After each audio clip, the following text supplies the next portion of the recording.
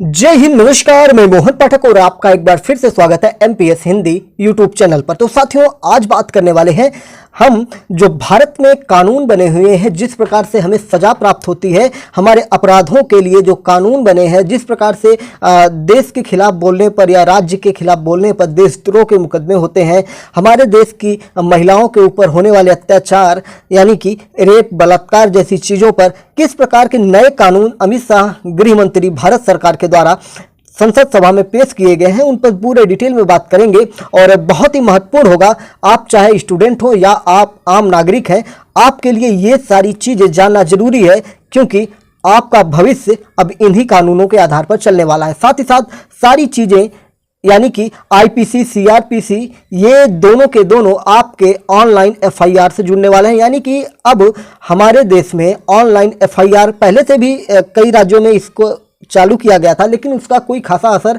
नहीं होता था, क्योंकि एफआईआर तो जाकर भी आप दर्ज करवाएंगे थाने में, तब भी बहुत थानों में तो पैसे लेके आपके एफआईआर दर्ज किए जाते हैं। तो ये ऑनलाइन एफआईआर कैसे दर्ज होगा? वैसे ऑनलाइन एफआईआर दर्ज करने के पीछे ये मकसद होता है थाने वालों का कि ऑनलाइन लोग फर्जी भी एफआईआर दर्ज कर सकते हैं, तो इसके पीछे भी कुछ ना कुछ बनाया जाएगा कानून। लेकिन आइए पूरे डिटेल में जानते हैं कि किस प्रकार से अमित शाह ने लोकसभा में 3 बिलों को पेश किया है। और ये बिल जो है भारतीय न्याय संहिता, भारतीय साक्ष्य विधेयक और भारतीय नागरिक सुरक्षा संहिता में बदलाव के लिए लाए गए हैं। अगर हम इसमें बात करेंगे तो देशद्रोह कानून के खात्मे, महिलाओं के खिलाफ अपराधों पर लगाम लगाने की बात की गई है। और साथ ही साथ गृह मंत्री ने कौन से बिल पेश किए हैं और उनका हमारे देश में क्या असर होने वाला है, सारी चीज़ों पर हम डिटेल में अब नजर डालते हैं। तो संसद का आपको पता है कि मानसून सत्र चल रहा है और उसका अंतिम दिन भी चल रहा था और जोरदार हंगामे के साथ सदन चल रहा है। आपको पता है कि नरेंद्र मोदी और राहुल गांधी के किस प्रकार के तीखे नोक झोंक सवाल जवाब हुए हैं, और दोनों के भाषणों की समरी हमने लगाई हुई है। राहुल गांधी की समरी को बहुत सारे लोगों ने देखा है और प्रधानमंत्री नरेंद्र मोदी की भी समरी को बहुत सारे लोगों ने देखा है। तो दोनों को हमने कंबाइन करने की जरूरत समझी, क्योंकि ये दोनों हमारे देश के प्रधानमंत्री के दावेदार हैं। एक हमारे देश के प्रधानमंत्री हैं और एक हमारे देश के 2 बार के प्रधानमंत्री के दावेदार रह चुके हैं। तो बहुत ही महत्वपूर्ण टॉपिक था, उसको जानना हमारे लिए बेहद जरूरी था। तो क्या बदलाव हुए हैं, आइए इन पर हम बात करने वाले हैं कि क्या क्या अमित शाह ने बदलाव किए हैं। तो आपको पता है कि हमारे देश में बहुत सारे ऐसे कानून हैं जिनको अंग्रेजों के द्वारा बनाया गया था, और अंग्रेजों की निशानियां आज भी हमारे देश में चल रही हैं। उन्हीं के आधार पर सारी व्यवस्थाएं चल रही हैं। आप जानते नहीं होंगे या जानते भी होंगे कि हमारे देश की जो प्रशासनिक व्यवस्था है, सारी व्यवस्थाएं अंग्रेजों के द्वारा बनाई गई जो व्यवस्थाएं थी उन पर चल रही हैं। तो क्या बदलाव हुए हैं? वर्तमान में तीनों विधेयक की अगर हम बात करेंगे, जिसमें भारतीय न्याय संहिता, भारतीय साक्ष्य विधेयक और भारतीय नागरिक सुरक्षा संहिता में जो 3 बिल पेश हुए हैं, उनमें वर्तमान तीनों विधेयक 1860 से 2023 तक अंग्रेजों के ज़माने से चल रहे थे। यानी कि ये जो कानून थे 1860 से चल रहे थे। दोस्तों 1860 मतलब समझ रहे हैं, हमारा देश आज़ाद हुआ 1947 में और ये कानून चल रहा था 1860 में। तो अब जोड़ सकते हैं कि कितना सैकड़ों वर्ष पुराना कानून जो अंग्रेजों के द्वारा हमारे देश पे राज करने के लिए चलाया गया था, उसको अब बदलने की कोशिश की जा रही है भारत सरकार, गृह मंत्री अमित शाह के द्वारा। अमित शाह ने मोदी सरकार के इस कदम से कहा कि अब अंग्रेजों की कोई भी निशानी देश में नहीं रहेगी और इसीलिए इस कानून को समाप्त करने की बात की गई है। इसमें देशद्रोह कानून के खात्मे, महिलाओं के खिलाफ अपराधों पर लगाम लगाने की बात की गई है। और इस जो 3 बिल पेश किए गए हैं, इनमें अगर हम बात करें तो आईपीसी की जगह अब भारतीय न्याय संहिता 2023 बीएनएस लॉ, ठीक है, अपराधों से संबंधित नए प्रावधानों को जोड़ने और संशोधित करने के लिए और उससे जुड़े या उसके आकस्मिक मामलों के लिए सीआरपीसी की जगह भारतीय नागरिक सुरक्षा संहिता 2023, जिसे हम बीएनएसएस कह सकते हैं, ठीक है। तो यह बिल जो है सरकार दंड प्रक्रिया से संबंधित कानून में संशोधन करने और उससे जुड़े प्रासंगिक मामलों के लिए लाई जा रही है। एविडेंस एक्ट की जगह भारतीय साक्ष्य अधिनियम 2023, जिसे बीएसबी कहा जाएगा, और साक्ष्य के सामान्य नियमों में सुधार और निष्पक्ष सुनवाई के लिए यह बिल लाया जा रहा है। अब इसमें बिल में सबसे महत्वपूर्ण हम बात करेंगे मॉब लिंचिंग, यानी कि किसी को पकड़कर मार देना, कोई आरोप लगाकर, जैसे किसी को बलात्कार के जुर्म में पकड़कर पब्लिक उसको मार देती है, या धार्मिक आधार पर जैसे गौरक्षक होते हैं वो किसी गौ तस्कर को पकड़ के मार देते हैं कई लोग मिलके, या किसी हिंदू को कोई मुस्लिम पकड़ के मार देते हैं, मुस्लिम लोग मिलके मार डालते हैं, या कोई भी ऐसी मॉब लिंचिंग, मैं इसको स्पष्ट करना चाहता हूँ, यहाँ पे हिंदू मुस्लिम मैं नहीं कर रहा हूँ, यहाँ पे ये स्पष्ट करना चाहता हूँ कि मॉब लिंचिंग क्या होती है। देखिए हर किसी को सारी चीज़ें नहीं पता होती है, तो चीज़ें एक्सप्लेनर, इसीलिए हम एक्सप्लेनर हैं कि हम चीज़ों को आपको शुद्ध तरीके से समझाने की कोशिश करें। और बहुत लोगों की हमारी बातें बुरी भी लग जाती हैं कि इतना डिटेल में क्यों बता रहे हैं। भैया डिटेल में नहीं बताएंगे तो एक्सप्लेनर का मतलब क्या हुआ। तो मॉब लिंचिंग क्या होती है, जिसमें कई लोग एक व्यक्ति को मिलके मार डालते हैं, कोई आरोप लगाकर या ऐसे भी मार डालते हैं। अगर उदाहरण के रूप में हम देखें, मॉब लिंचिंग एक हुई थी आपका उत्तर प्रदेश में, जो आपका है इलाका, उसमें हुआ था एक जो अखलाक नाम था, शायद मुझे पूरा नाम नहीं याद आ रहा है, जिसको आरोप लगाकर ये कि उसने गौमांस खाया है और उसको उसके गांव वालों ने मिलके मार डाला था। इसी तरह से मॉब लिंचिंग उसे कहेंगे जो महाराष्ट्र सरकार में, जब शिवसेना की सरकार थी, उसमें आपने देखा होगा कि एक या दो साधु थे जिनको कुछ लोगों ने मिलकर मार डाला था, और इस प्रकार की बातें मॉब लिंचिंग कही जाती हैं। ठीक है, स्पष्ट हो गया। आगे चलते हैं, इसमें और क्या कहा गया कि मॉब लिंचिंग और नाबालिग से दुष्कर्म पर मौत की सजा दी जा रही है। जबरदस्त कानून है, बहुत ही सराहनीय कानून है कि किसी नाबालिग के साथ दुष्कर्म पर मौत की सजा का प्रावधान इसमें किया गया है। बहुत ही महत्वपूर्ण कानून लाया जा रहा है भारत देश में। आप देख रहे हैं कि हमारे देश में किस प्रकार से लगातार दुष्कर्म किए जा रहे हैं, बच्चियों के साथ बलात्कार किया जा रहा है, और किसी को नाबालिग समझकर छोड़ दिया जा रहा है, किसी को कुछ समझ के छोड़ दिया जा रहा है। लेकिन अब इसमें मौत की सजा की बात की जा रही है मोदी सरकार के द्वारा। मोदी सरकार द्वारा लाए जा रहे 3 बिलों में से सबसे बड़ा कदम मॉब लिंचिंग और नाबालिग से दुष्कर्म पर मौत की सजा है, और सरकार ने मॉब लिंचिंग को हत्या की परिभाषा में लाया है। यानी कि जो मॉब लिंचिंग है अब तक उसे हत्या की परिभाषा में नहीं लाया गया था, अब उसे हत्या करार दिया जाएगा। यानी कि जितने लोग उस मॉब लिंचिंग में पकड़े जाएंगे सबको मौत की सजा भी सुनाई जा सकती है, या इनमें आपका मौत की सजा अगर नहीं हो रही है तो उसको आजीवन कारावास यानी 7 सालों की सजा हो सकती है। मॉब लिंचिंग तब कहा जाता है जब 5 से ज्यादा लोगों का एक समूह जाति, समुदाय, लिंग, भाषा के आधार पर हत्या करता है। नोट करिएगा, दिमाग में याद करिएगा, अपनी डायरी में नोट करिएगा कि मॉब लिंचिंग में अगर 5 व्यक्ति हैं, 5 व्यक्ति से ज्यादा अगर मिलकर किसी व्यक्ति की हत्या करते हैं तो उसे मॉब लिंचिंग कहा जाता है। 5 व्यक्ति से ज्यादा अगर कोई व्यक्ति मिलकर किसी एक व्यक्ति की हत्या करते हैं उसे मॉब लिंचिंग कहा जाता है, और इन्हें अब मौत की सजा सुनाई जा सकती है। एक समूह जाति, समुदाय, लिंग, भाषा के आधार पर हत्या करता है, ये मॉब लिंचिंग कहलाता है। बिल में ऐसे अपराधियों को 7 साल की कैद और अधिकतम मौत की सजा के साथ जुर्माना लगाने का प्रावधान किया गया है। वहीं किसी भी सामूहिक दुष्कर्म के मामले में, बलात्कार के मामले में आरोपियों को 20 साल की कैद या आजीवन कारावास की सजा का प्रावधान किया गया है। 18 साल की बच्ची से दुष्कर्म के मामले में मौत के सजा का प्रावधान है। यानी कि 18 वर्ष की अगर कोई बिटिया है उसके साथ कोई दुष्कर्म करता है उसे मौत की सजा दी जाएगी।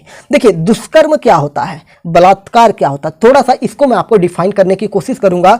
देखिए आपसी सहमति से अगर कोई संबंध बनाता है, कोई बालक है, कोई बालिका है, उन दोनों में प्रेम प्रसंग है, उन दोनों में किसी भी प्रकार की झूठी वादे नहीं है, किसी प्रकार का कोई लालच नहीं है, जैसे कि मैं तुमको नौकरी दिलवा दूंगा या मैं तुमसे शादी कर लूंगा, ऐसा झूठा वादा देना, या किसी अन्य झूठ बोलकर या फरेब करके उसके साथ धोखा देकर, या लव जिहाद जैसे मामले आप देखते हैं जिसमें नाम बदलकर अगर किसी बच्ची के साथ दुष्कर्म होता है तो उसे आप बलात्कार की श्रेणी में रखते हैं। लेकिन अगर कोई प्रेम प्रसंग है, मतलब उनके बीच में किसी भी प्रकार का कोई गलत इरादा नहीं है और उनके प्रेम प्रसंग है तो उसमें ये बलात्कार की श्रेणी में नहीं आता है। इस चीज़ को आपको ध्यान रखना चाहिए कि बहुत सारे ऐसे मामले निकल के आते हैं जिनमें दोनों में आपस में प्रेम प्रसंग होता है और जब उनके परिवार वालों को पता चलता है तो एक फर्जी मुकदमा लिखवा दिया जाता है बलात्कार का, जिसमें उस युवक को फंसा दिया जाता है। तो ऐसे भी बहुत सारे मामले हैं और इसीलिए हमारी जो न्याय व्यवस्था है वो थोड़ी सी लचीली है,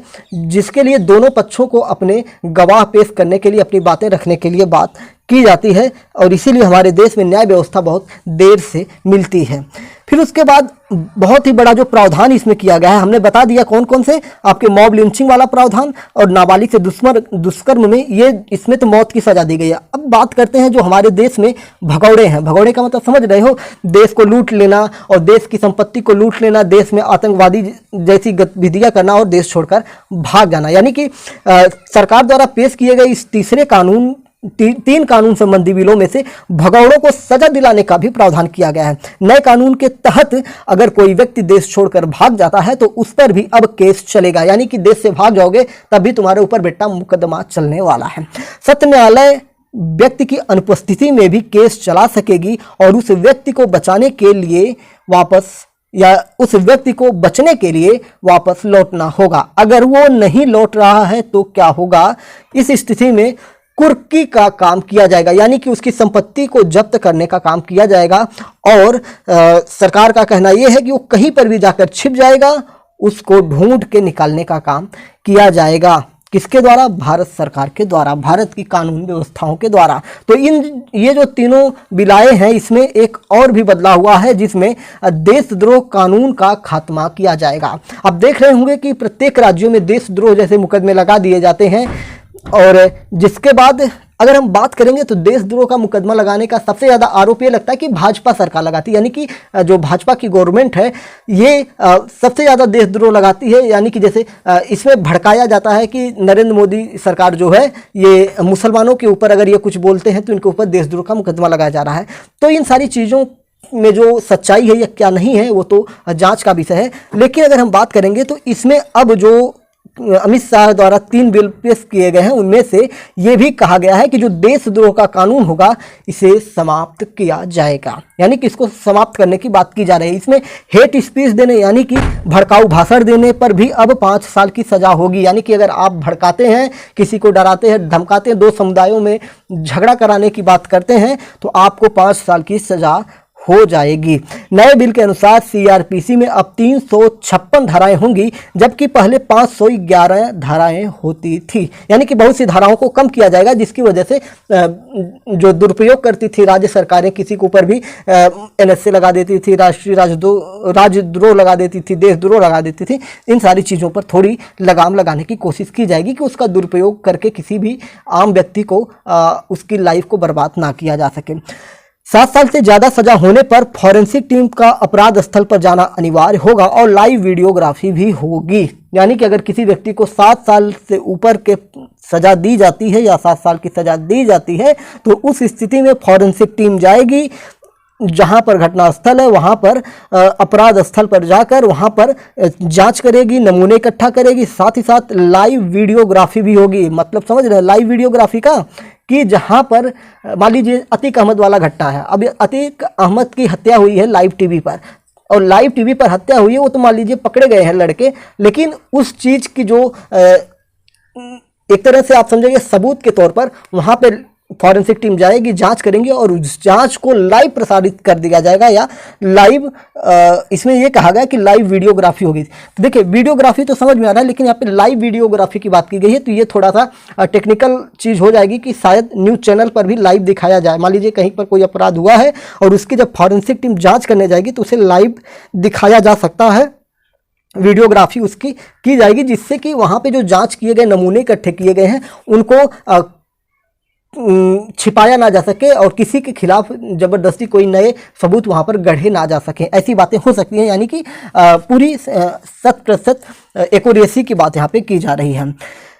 फिर उसके बाद एफआईआर दर्ज करने से लेकर केस डायरी, चार्जशीट और फैसला लेने तक की पूरी प्रक्रिया को डिजिटल किया जाएगा। यानी कि पूरे प्रोसेस से अपराध की घटना से लेकर अपराध के निर्णय तक की सारी चीज़ों को अब डिजिटली यानी कि ऑनलाइन करने की बात भारत सरकार के द्वारा की जा रही है। लेकिन इसमें कुछ और बातें अगर हम करेंगे तो अपराध कहीं भी हो लेकिन एफआईआर देश के किसी भी हिस्से में हो सकती है। बहुत ही बढ़िया अपडेट, बहुत ही बढ़िया जानकारी यहाँ पे है ये कि अगर अपराध आपके साथ कहीं पर भी हुआ है तो आपको संबंधित थाने में ही जाने की जरूरत नहीं है। आप देश के किसी भी थाने में जाकर अपना एफआईआर दर्ज करवा सकते हैं। हाँ, ये हो सकता है कि आपकी एफआईआर दर्ज की जाएगी, जिस प्रकार से पहले 0 एफआईआर दर्ज होती थी कि आप किसी भी थाने में जाकर अपना 0 एफआईआर दर्ज करवा दीजिए, फिर वो एफआईआर जो होती है आपके संबंधित थाने में ट्रांसफर हो जाती है। तो इसी प्रकार की कुछ व्यवस्थाएं होगी कि अब 0 एफआईआर की जगह है आपका पूरा कंप्लीट एफआईआर दर्ज होगा और उस पर जांच होगी। अपराध कहीं भी हो, लेकिन एफआईआर देश के किसी भी हिस्से में हो सकती है। पहचान छिपाकर यौन संबंध बनाने वालों पर भी केस चलेगा और सजा मिलेगी। इससे लव जिहाद पर लगाम लगाने की कोशिश की जाएगी। यानी कि अब कोई नाम बदलकर, पहचान छिपाकर अगर किसी लड़की के साथ संबंध बनाता है, उसके साथ यौन संबंध बनाता है, तो उसे अब इन सब मामलों में पढ़ना पड़ेगा। बेटा अब नहीं बच पाओगे। ये सारे कानून बहुत अच्छे कानून हैं, बस देश में इम्प्लीमेंट हो जाए, अच्छे से देश में लागू हो जाए, तो इससे मैं तो ये नहीं कहूँगा कि पूरा सब कुछ समाप्त हो जाएगा, क्योंकि ऐसे कानून हमारे देश में सैकड़ों सालों से बनते रहे हैं। निर्भया केस में भी रेप केस में मौत की सज़ा की बात की गई थी, लेकिन कितनी मौत की सज़ा अभी तक सुनाई गई है? कुछ लोगों को सुनाई गई है। मुझे याद है कि कई केसों में, कई बलात्कार केसों में अपराधियों को सज़ा सुनाई गई है, लेकिन उनको अभी तक फांसी पर लटकाया नहीं गया। फांसी की सज़ा सुना दी गई है, लेकिन फांसी पर लटकाया नहीं गया है। ये बातें तो मेरे संज्ञान में है। तो ये रहे पूरे अपडेट थे जो भी थे। मैंने बहुत ही ज़्यादा डिटेल में इसको लेने की कोशिश की, जिससे कि आम नागरिक जो हमारे साथ जुड़े हैं, युवा हैं, बुजुर्ग हैं, और एक हमारी साथ के जो हमारी उम्र के लोग हैं, उन लोगों को चीज़ें बहुत ही ज़्यादा अच्छे से समझ में आ जाए, तो हमने थोड़ा डिटेल में लिया। क्योंकि देश का नया कानून है, तो इसको अच्छे से जान लेना जरूरी है। अब आप देश में कहीं भी एफआईआर दर्ज करवा सकते हैं। बलात्कार के लिए मौत की सज़ा होगी, मॉब लिंचिंग पर भी आपको अब सज़ा होगी, उसे हत्या की श्रेणी में रख दिया गया है। ये सारी चीज़ें होने वाली हैं। और भगौड़ों के ऊपर लगाम लगाने के लिए कि भैया तुम अगर देश के पैसे को लूट के भागोगे, तो तुम्हारी सारी संपत्ति हम जब्त कर लेंगे, तुम भागो बेटा। और तुम दुनिया के किसी भी कोने में रहोगे, हमारे देश की एजेंसियाँ तुमको ढूंढने के लिए निकलेंगी, वो भी कानूनी प्रक्रिया के दौरान और हमारी न्यायपालिका के आदेश पर। तो चैनल पर नए हैं तो चैनल को सब्सक्राइब कर लीजिए हमारे साथ जुड़ने के लिए, और अपने विचारों को भी कमेंट बॉक्स में बताइए कि इन कानूनों पर आपके क्या विचार हैं। क्या ये कानून भारत सरकार द्वारा जो लाए जा रहे हैं या जो कानूनों में बदलाव किए जा रहे हैं, क्या ये कानून अच्छे हैं, या सिर्फ चुनाव को देखकर ऐसा किया जा रहा है, या जो भी आपके मन में विचार हैं उनको आप व्यक्त कर सकते हैं। और कुछ सुझाव हो भारत सरकार के लिए तो भी कमेंट बॉक्स में आप दे सकते हैं। शायद भारत के पीएमओ का किसी का नज़र इस पर पड़ जाए, तो वो सुझाव वो वहाँ से कॉपी कर सकता है। ऐसी चीज़ें होती हैं। सोशल मीडिया की ताकत बहुत बड़ी होती है। जय हिंद, नमस्कार, भारत माता की जय।